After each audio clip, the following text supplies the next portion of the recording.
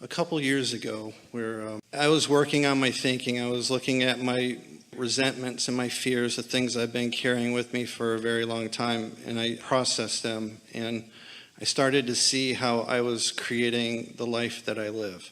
And what happened as a result of the work that I was doing was I had a very profound spiritual experience. I was walking down by the beach one day, and it overcame me, and it just hit me. And think about the conditions at the beach, in appreciation, open vortex. It was the first time I ever felt worthy or deserving, and I wasn't beating myself up, and I was first time glad. Ever that I let that worthy love that my inner being always offers to me, first time I let it in. Yes. For the next couple months, I felt guidance from within. Like I would enter into a room and I would pick the perfect place to sit, right, and have great experiences. I would feel a deep inner glow, and then I seem to slide back into sloppy thinking. All right. And I go there quite often. It's easy to turn back into an observer of variety rather than a selective sifter. But you can't get very far into it without launching a rocket of desire that says, I like the feeling of alignment more. Now you know what you know. You can't slip far. And that's really why we talk about step 5. Getting back into some resistance and not being mad at yourself is the most important part, isn't it? Yeah, but it's hard because I know that I'm doing it and I know what's possible, but for some reason, I don't do the stuff that... Well, here's the reason. The reason is because law of attraction, an equal opportunity employer, will cause momentum on whatever thoughts that you're giving your attention to. And so sometimes you're giving your attention to something and you don't realize you're doing it, and you get momentum. So that's why we're offering this analogy today about being more aware of where you're putting your engines on your train track. And from this point forward, you'll have an even keener awareness of that. So here's how it works with most people. We really want you to hear this. So let's say that you're, as you've just been describing yourself recently, where you identify a desire and then you sloppily think about it. So engine, opposing directions. Well, what happens then is, in knowing what you don't want, you again know what you do want, so another engine. But then you get practical and sloppy in your thinking, so you put another engine there. In other words, facing reality causes you to put the engine in opposition to your desire. So now it's getting a little more tense, and now you really know what you don't want, because you not only don't want where you are, but you don't want the tension either. So now you not launch another rocket of desire that has something more to do with wanting to be better at this and wanting to be more deliberate. And so another engine, and then you beat up on yourself because you're not as deliberate as you want to be. So another engine. So now the stakes are getting greater, aren't they? Because you're pulling yourself in both directions. Now what can happen, and what does happen to a lot of people, is that they get so much momentum going in opposing directions that then something big snaps, where you just finally just can't take it anymore, especially because you had that empowering moment on the beach, especially since you've had so many moments of resonance as you're listening to our recordings or to other things that are inspirational. And so as this resistance gets stacked up, now you have a whopper of a desire that you launch, and that desire is so strong that you begin moving in the direction. Now you're dragging yourself. It's like the day Jerry and Esther had some of those big Prevost buses over 10 years. They had a few of them, and they towed a big car behind it, Suburban. And one day they had this sort of checklist that they went through, and Esther failed to release the parking brake on the car, and they dragged it behind the bus like a sled. Burned up the brakes. The brake fluid was so hot on all 4 wheels, the brakes were fried. The car was never the same again. But the reason we tell you the story is the bus in its power did not even feel the dragging of the car behind it. When your desire is strong enough, you can still move forward even if you've got some resistance. It's just hard on your brakes. So nothing can really go wrong. You could approach life in this way. You could want something and doubt it a little, feel the discord right away, clean up your vibration, get the doubt out of the way, and off you go. And then momentum would increase, and it would get better and better, and you'd have a lovely time. Or you could want it and doubt it, and then want it more and then doubt it more and then want it more and then doubt it more and then want it more and then doubt it more and then want it more and then doubt it more and then launch this gigantic rocket of desire that just drags you forward, and you say, I got to where I wanted to go, but it was a rougher ride than it needed to be. So the moral of the story, pay attention to how you feel more incrementally, which is really the point that you're making here. When you use the word sloppy thinking, that really is the operative word. Deliberate thinking is the other end of that. So let's use other words. Deliberate thinking, sloppy thinking. Let's use softer words. Thinking on purpose, thinking by default. Let's use softer words. Thinking more about what I do want and a little less about what I don't want. Let's use softer words. I'm doing a good job and sometimes not so good. Let's do even softer words, softer resistance. It's getting better and better. I'm understanding it more and more. Things really are working out for me. I like the clarity that's come to me. I know how it works. I often demonstrate how it works.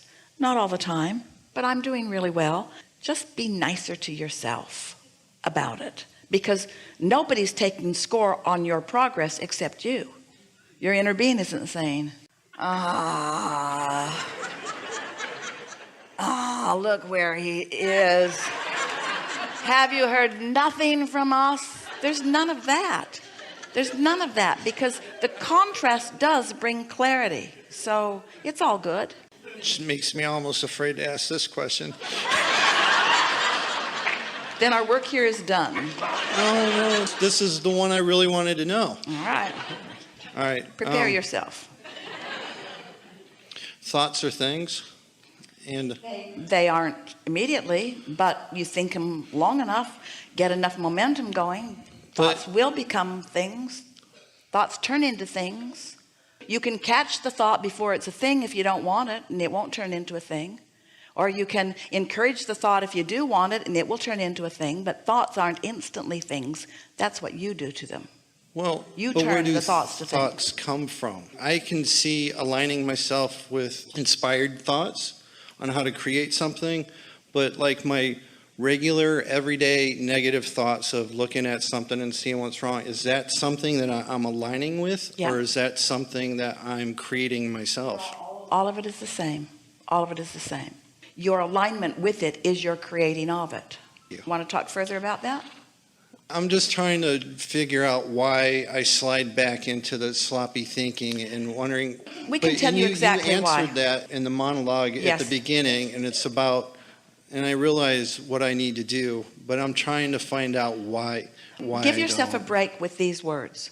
Law of attraction is responding. And so when it feels like my thoughts are thinking me, now when the thoughts of what you want feel like they're thinking you, that's when those impulses keep coming and you're firing on all cylinders, and everywhere you turn a new idea comes, and you like it when it feels like those thoughts are thinking you. And of course they're not. Your thoughts aren't thinking you, you're just rendezvousing with them. But when it feels like unwanted thoughts are thinking you, or they're dragging you into places that you don't want to be, just stop and acknowledge that you're rendezvousing with those thoughts because there's something active in your vibration that's making it so. And then just stop and laugh about it, because how do you even know that? You're feeling emotion, and that's a good thing, which means your guidance is working. And so if in the midst of that you will stop and say, oh, this negative emotion means my inner being is thinking a thought about this that is different than the thought I'm thinking about it. I wonder what Jerry thinks about this. Really, if someone is able to get a clear impression of what Jerry is thinking about this, don't you think that you could hear clearly what your inner being is thinking about that? And that knowledge, that understanding, that belief will put you in a better and better position to know what your inner being is thinking about that. And when you turn your thoughts more in that direction, the tension will dissipate and the negative emotion will too. So if I just release the resistance and be open to whatever. But here's the thing, you got to catch it in the early subtle stages, because once momentum gets going, it's harder and harder and harder to do. So that's why we like to encourage that you get out ahead of it by, when you go to bed at night, say momentum's going to stop, and when I wake up I'm going to start the momentum more toward the things that I do want. Here's the reason that all of this is happening. We can give you a very simple reason of why law of attraction is responding to you in the way that it is. Your question is not why is law of attraction responding? Your question is, why do I slip back? Why am I not doing a better job of controlling my thoughts? And here's exactly why. The manifested reality is more compelling. It just is. There's more to see and hear and smell and taste and touch about it. People are talking about it. It's getting your attention. It feels more real, so it feels more deserving of your objective observation of it. But that's why we keep doing the sales job that we do whenever you're willing to get together and listen to us. That's our whole point. We want this vibrational reality to begin to feel as real or more real to you than what's already manifested. And that's why we say what's manifested is old news. It really is. So even though it's entertaining, it's really not that helpful if you want to experience something that is new. It takes an understanding of how these laws work and how the universe fits together. And so, do you believe that you have an inner being? Yes. And do you believe that you have, we're not even going to use the word belief. Does it seem logical to you that there is a vibrational reality that is preceding the manifested reality? Does the concept of thoughts turning to things intrigue you? Absolutely. You never see any pipelines from other planets trucking stuff in or piping things in, and yet look at the evolution of your planet. And so it's obvious that thoughts are turning to things, isn't it? Ideas are becoming reality. So how does it happen? It happens just in the way we've been describing it. Exploring contrast, launching rockets, aligning with the new rocket, improving your point of attraction, getting into the receptive mode, ideas flowing, and thoughts turning to things. And so now that you understand that, you'll just be a little more aware of what you're feeling, a little more aware of what you're thinking. And if you really want to be a deliberate creator, you'll think more thoughts on purpose. The thing that we want to emphasize with all of you is that what you want is already accomplished, and that your singular task is to chill out and let it in. And that's the part that's hardest for you, because you've been trained that gain comes from pain, and if you don't struggle, then you don't get it. That's the strongest thing that's in your vibration that's making you try to be objective about things. And hear us, this sifting and sorting is also a natural intent that you were born with, because if you don't have that propensity to sift and sort and evaluate and try to decide, then you can't be a deliberate creator. That's step one. Step one matters a lot.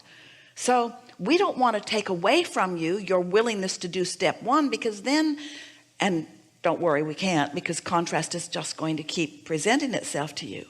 But if we can emphasize within you, help you really decide, oh, I really want to feel good. And the thing that we think will take you there the fastest is when these vibrations begin to turn to thoughts, and when these thoughts begin to turn to things, and you begin to get those impulses, and then you begin to see the results of your impulses, and you have this visceral, real life, real time recognition that your focused thought is the reason that these vibrations are turning to thoughts, and these thoughts are turning to things, and that you are the creator of your own experience. Once you have that breakthrough on just one or two things, even if they're the simplest of things, that's when you become more willing to do it more often. And that's why that inspiration to go to that movie that brought that peace sign on that Volkswagen, along with the mind your gap in the same situation, that's evidence to you that you ask and the universe delivered.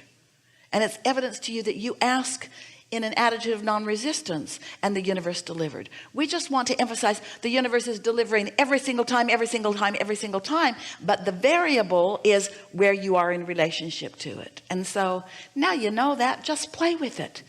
Don't punish yourself. Don't practice it. Don't give yourself scores or grades about it. Just enjoy when you happen to line up with it, and don't make a big deal of it when you don't. And what you begin to notice is you're just doing it more and more and more on a more and more regular basis, and more things are manifesting. But the most important clue is you feel better. You just feel better. You just feel better. Clarity just flat out feels better. It just feels better.